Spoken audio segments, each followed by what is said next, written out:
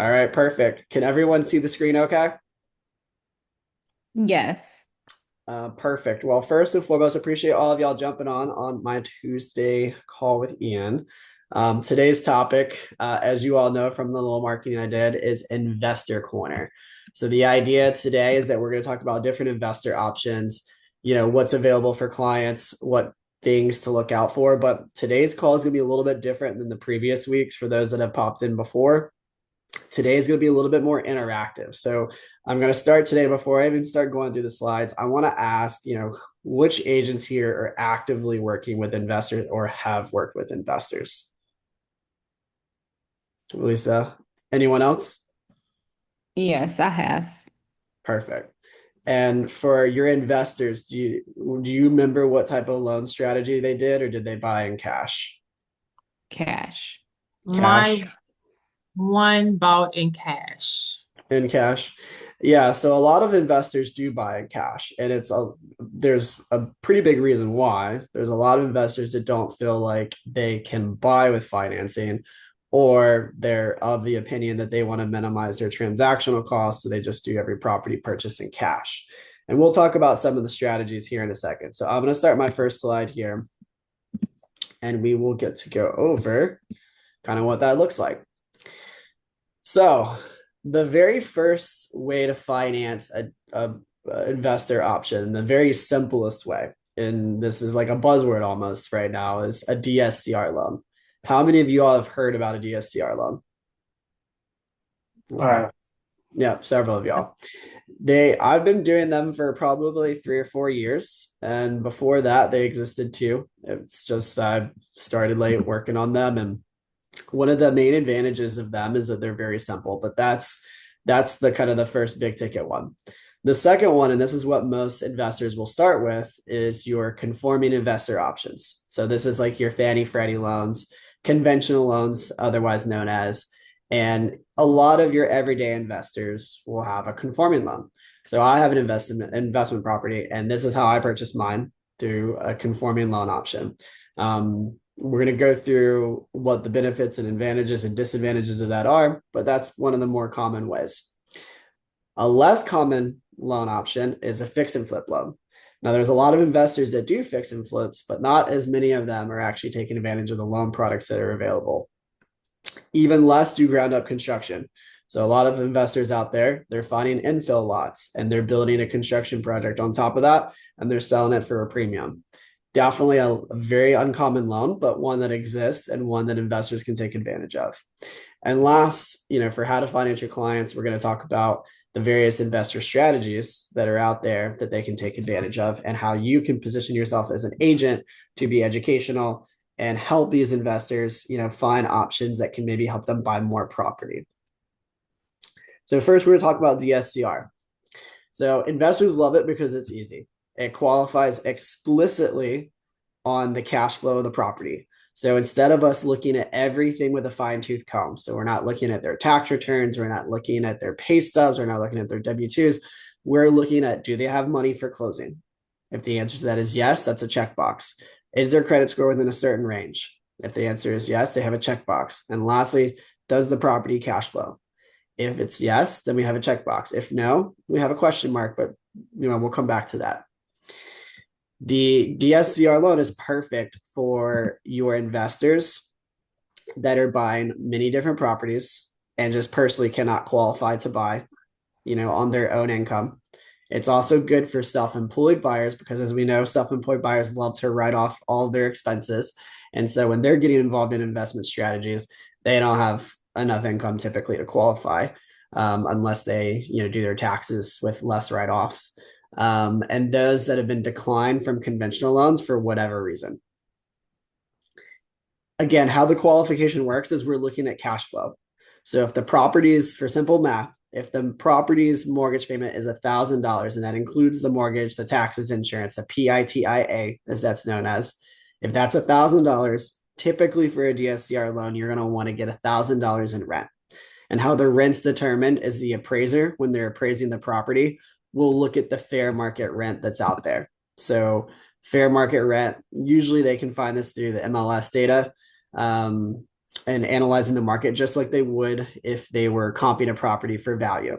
They're going to do that at the same time. And that's how we're going to determine rent. For you as an agent, when you have a client that's an investor and looking to do a DSCR loan, we have to work very closely together in the pre-approval phase because not every property is going to cash flow. And if it doesn't cash flow, then we have options for clients, but they change the terms, right? The rate may get more, they may have to put more money down, so on and so forth. And vice versa. If the rent's actually better than a 1-to-1 ratio, they can get better terms and maybe put less money down.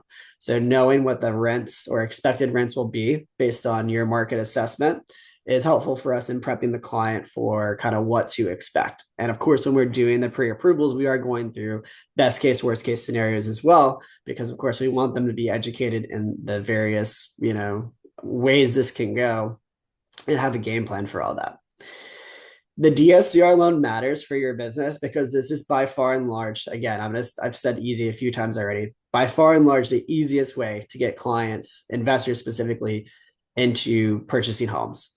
They are the simplest loan possible to qualify for. The only restriction that can really bar a lot of people and create a barrier to entry is the down payment. Typically, these are going to be 20% or more. So that is the downside to the DSCR loan. Any questions about the DSCR loan before I go to the next slide?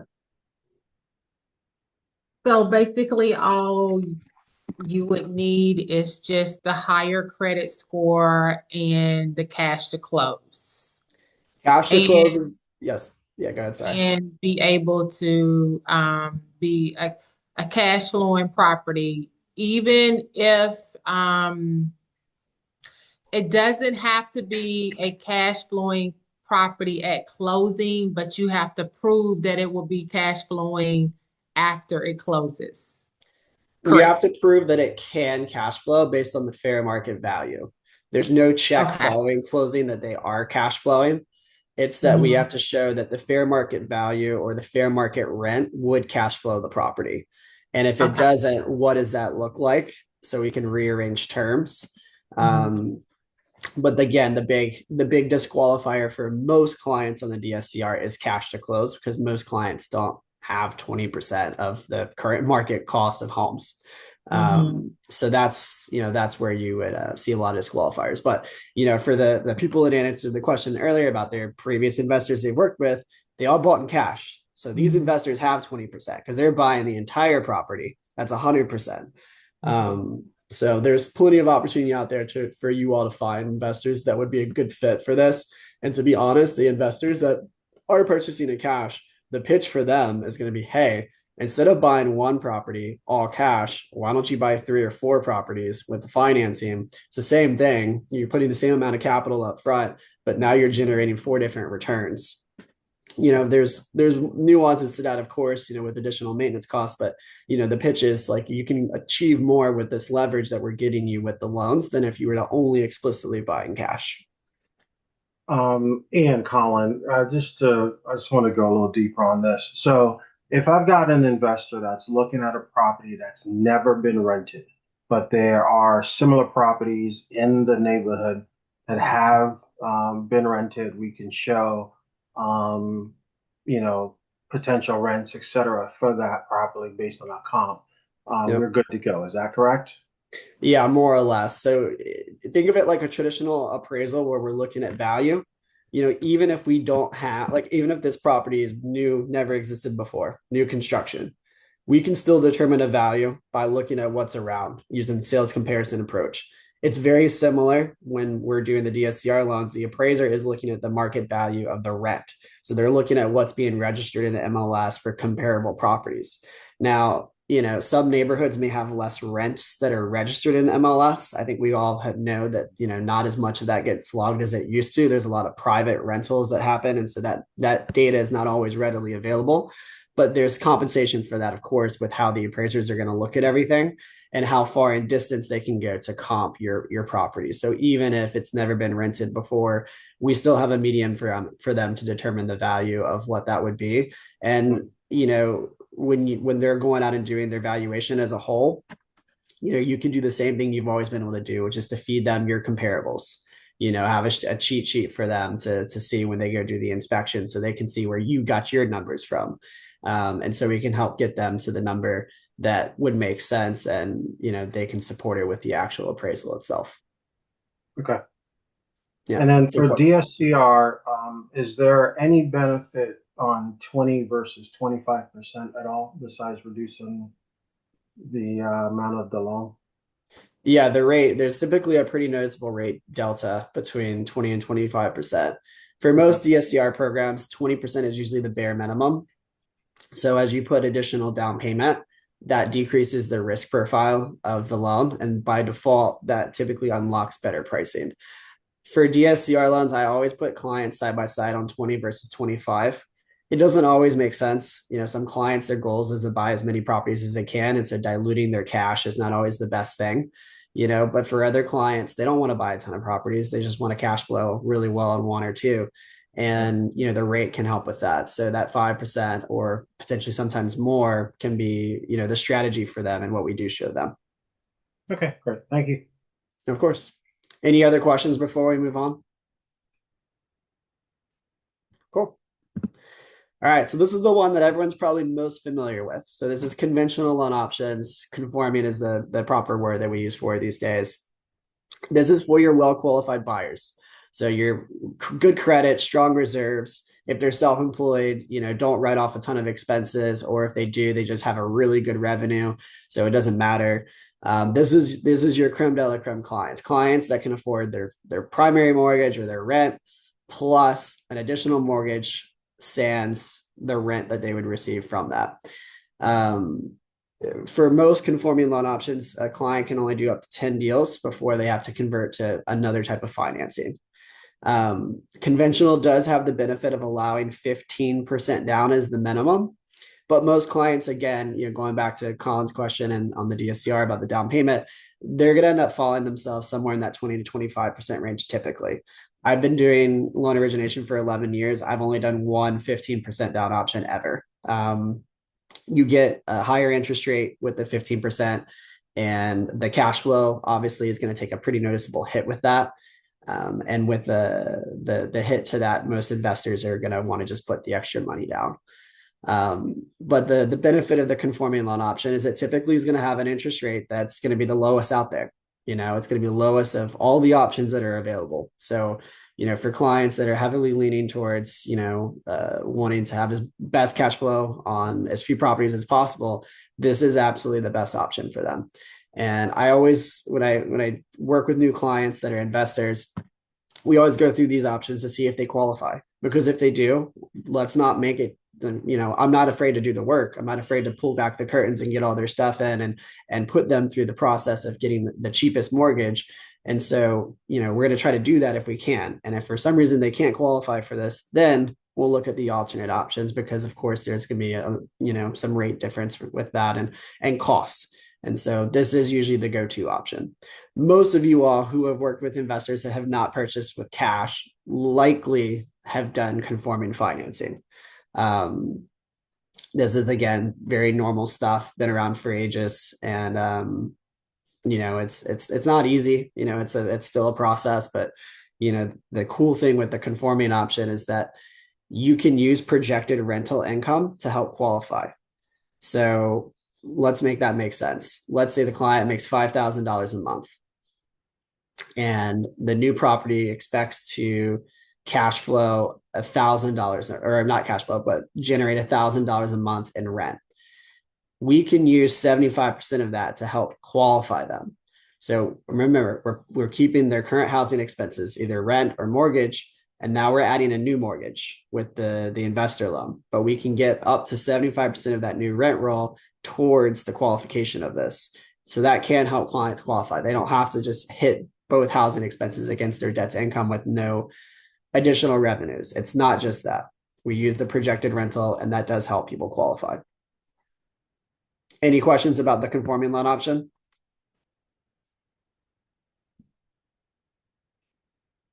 Cool.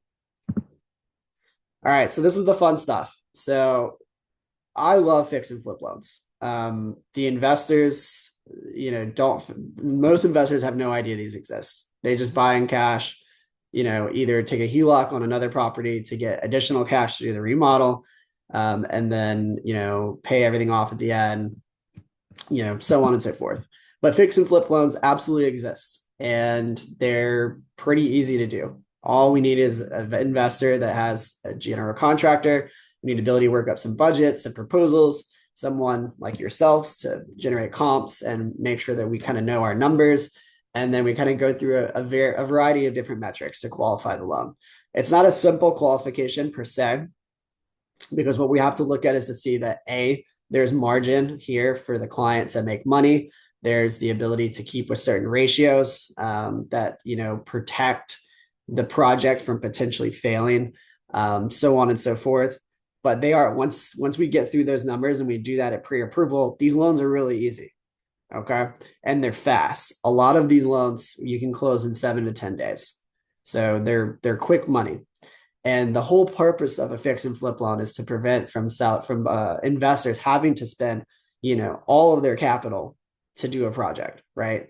We can do 20, 30% and get a fix and flip done as long as there's margin with the flip, to have an exit and for everything to get paid off and be nice and neat for everyone.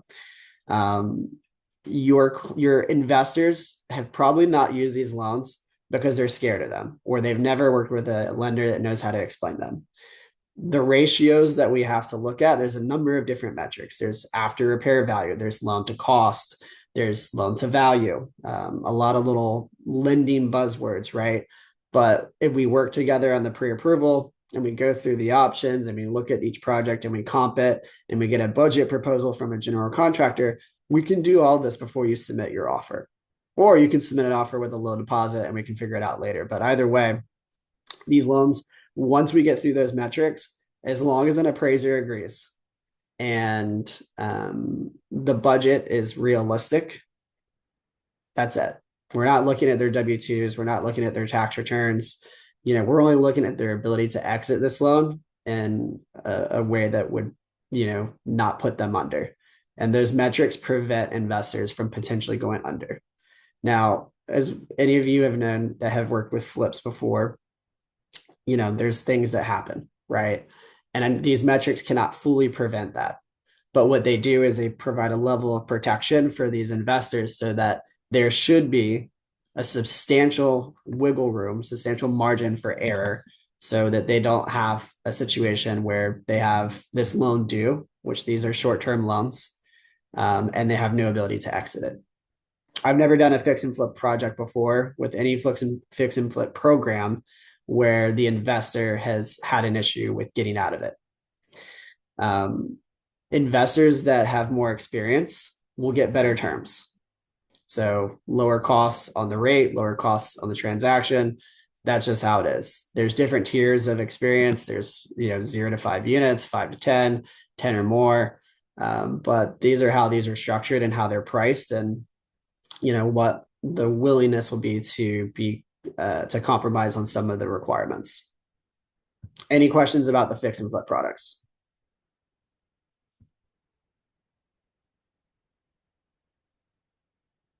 Ground up construction is relatively new. And in terms of the investor space, you used to only see this from bigger construction groups or people who made a living only doing construction projects. Now you're starting to see individual investors get involved in the ground up construction business. And why they're doing that is just simply because it's possible to make money in this space, right? You can get, even with the cost of things going up, land and material and labor, you can still make money in the ground up construction phase. And so what this essentially means is you are buying a plot of land and you're buying a proposal to build a property. And the proposal is vetted through underwriting. And then when it's closed, that money is held in escrow to be distributed to the general contractor that's been assigned that will then build this property. And essentially, we're looking at similar metrics as fix and flip. We're trying to see if there's potential for this project to fail. And the loan to costs, after repair value, loan to value, all of those kind of go into play to decide if this project is feasible or not feasible. Same principles as well for pricing. The more experience an investor has, the better the pricing is going to be, the lower the down payment requirement is going to be, so on and so forth. But there is land in and around all of the metros that you all work in. And investors are making real money buying these plots of land and putting a property on top of it. And they're doing it mostly through these ground up construction loans. Some of them are doing them in cash, but these ground up construction loans have blown up exponentially over the last several years. They are not meant to be permanent loans. So a client will need an exit strategy if they decide to maintain this as a rental after the fact. Most are selling the properties, but some are renting. And so when I take a new client on that's looking to do this, we talk about what that looks like. And we want to make sure that they know what the exit loan would look like so that they can really run their numbers before they get involved in a project. But what you need for ground up construction, similar to fix and flip, we need a general contractor, a builder, if they're not the same. And we need you all to provide your expertise based on what they're planning to do, what that could potentially be worth, so that when we're running the pre-approval, we can make sure that our metrics, our numbers, our values, loan costs, after repair value, all that checks so that we don't run into issues. During the process, if for some reason appraiser disagrees, then we may have to renegotiate with the client as far as how much down payment they'll need to put so they can keep their metrics in play, or we might have to rebuttal the appraisal, or in worst case scenarios, the deal may fall through. There is a level of unknown with these products, the fix and flip and the ground up construction, for the value after the fact. I know you all are using your best comping methods, but at the end of the day, sometimes those are different in terms of opinion as what you'll see from an appraiser, because there may not be a property similar that's close by. And so these are conversations that we have up front, when we're doing these, is making sure that you have comps. If you don't have comps, then, it may not be the project for this client, because if you are the top price property and there's nothing to support that value, we've got to find a way to help out the appraiser to be able to do that. That is the scary part of these loans from your perspective, because there's a lot of pressure on you all. But if we have those comps and we can put those together, it's just like any other property, right? We can submit those to the appraiser when they do the inspections, and they can support that value, or tell us why they don't support that value. We can ask for reconsideration. These ground up construction loans, we close them relatively quickly, 30, 45 days, but they are loans for the clients of up to 2 years. So depending on the project's timeline, what was proposed, what their draw schedule is going to be, these loans can last for up to 2 years. And again, they're not permanent loans. So they will need an exit strategy, either to sell or to turn it into a regular loan after the fact. Your role as an agent with these construction loans, is to know or work very closely with the general contractor / builder to run the comps, be able to support comps, provide comps, and just help the client as a whole find a good deal somewhere, right? So you're going to leverage your connections. You're going to, find other investors out there that might be wanting to sell their plot of land because for whatever reason they didn't develop it. That's kind of where you all come into play. But either way, that's the ground up construction loan. So is there any questions that you all have on that? Good. All right. So how to help your investor clients think bigger. So knowledge is key here. Having the knowledge of the different types of programs that are out there can be the difference between your client buying one property and buying 4, right? For clients that really want to scale, they don't just want one, they want to scale. The worst thing we can let them do is buy one property in cash, and then they have no capital left over and they got to wait 10 years, right?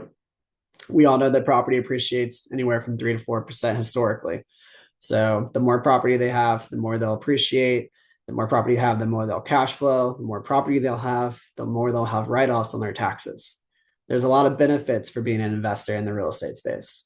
We all know that. That's why, we're in this business, is we understand that there's a lot of benefits to owning real estate. It's not just for primary residence. It's not just for a house over your head.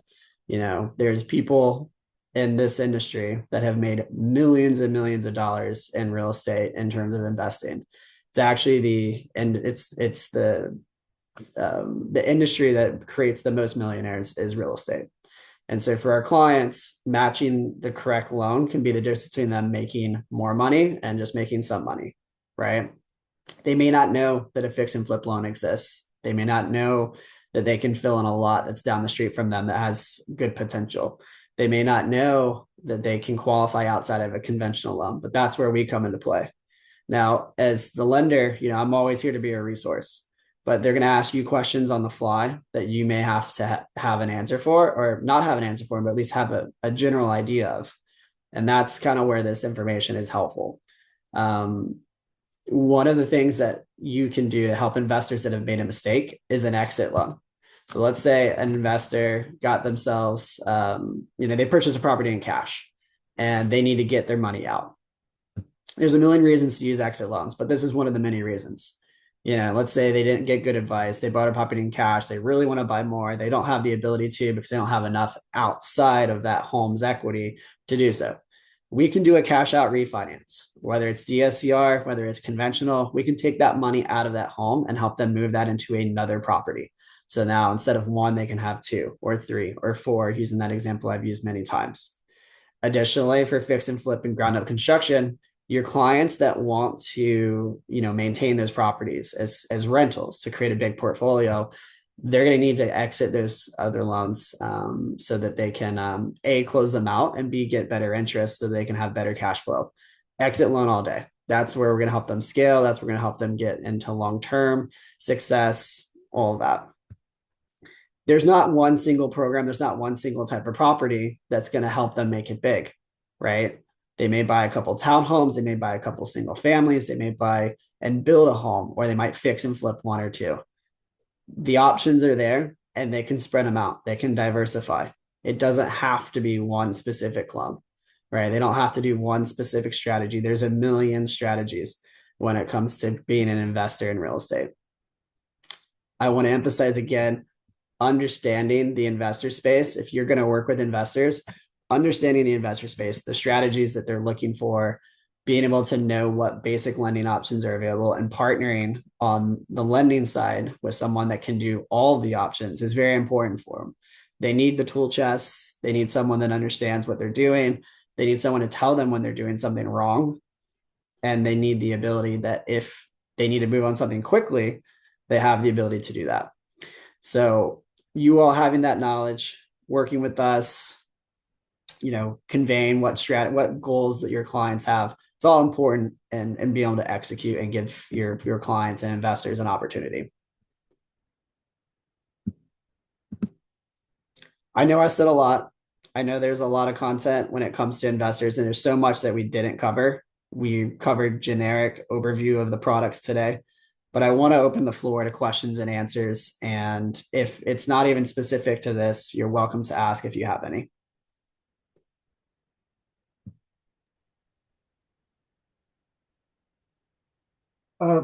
That's Colin.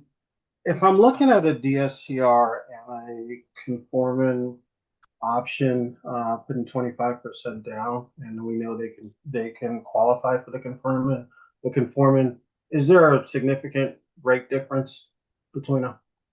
Usually the DSCR loans are going to have a rate difference to conventional loans of about 0.25% to 1%. It does depend on the levels of down payment. It does depend heavily on credit score. So anywhere from 0.25% to about 1% is the spread that you'll see. With North Group Mortgage, we're partnered with Rate, and Rate has some very interesting DSCR investors that sometimes price insanely close to your conforming loans. And sometimes it might make more sense, depending on how close that close is, to just do that loan. But generally speaking, those are kind of the rules to kind of live by, 0.25% to 1%. Okay. And then with DSCRs, you typically put it into an LLC, is that correct? You have the ability to put into an LLC, but you do not have to put into an LLC. At least not with every investor. So I have had clients come to me in the past who were working with other lenders, and those lenders told them specifically that they had to put everything in an LLC. Right. That is not necessarily the case. Most investors do not require either or. But if you are filing with an LLC or your client's filing as an LLC, they obviously have their LLC docs in a row, file with the state, have all that good stuff done ahead of time. Otherwise, they're going to make them put it into their personal names. Okay. Yeah. Thanks for your question, Colin. Anyone else have any questions on any of those loan options? I believe you were saying something earlier regarding to monthly rent. Mm-hmm. Is that one of the key factors as far as a DSCR loan, as far as a qualifier?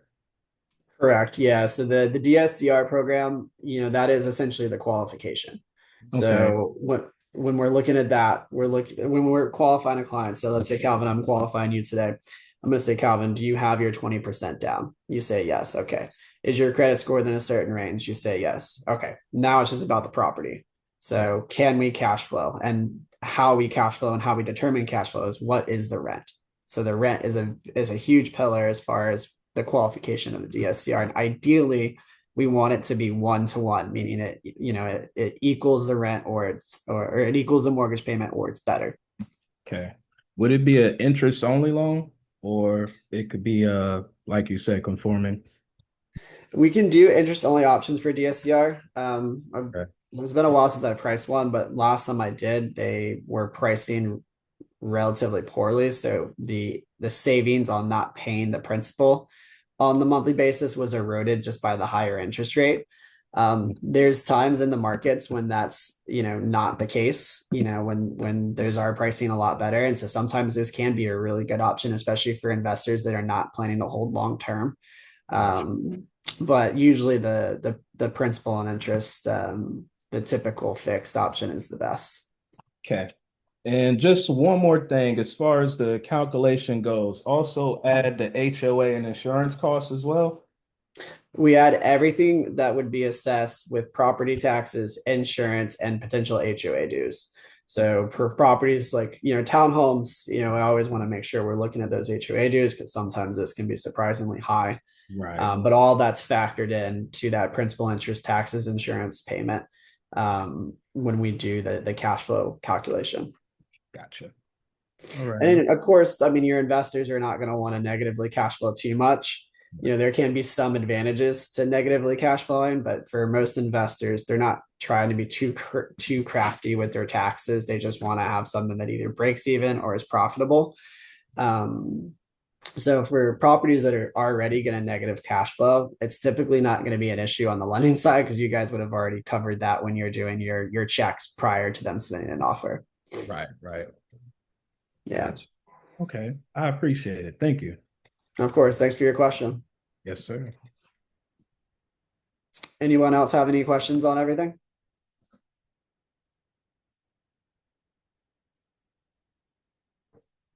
All right. Well, it seems like I think I answered all questions. So just as a friendly reminder for everyone, I am going to post this recording after the call. If anyone wants it directly sent to them, just feel free to go ahead and message in the chat. Otherwise, I will post it on the North Group Real Estate Facebook group.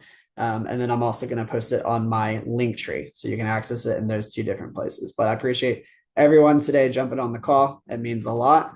I haven't decided what my topic for next week is, but if anyone has any creative ideas or something they like to learn more on, I typically decide by Thursday. So you have a couple of days to submit that to me and we'll take it from there. But I appreciate everyone again jumping on the call. Thank you. Take care. Make it a great day. Thanks. Thank you, Yeah, Ian. you all as well.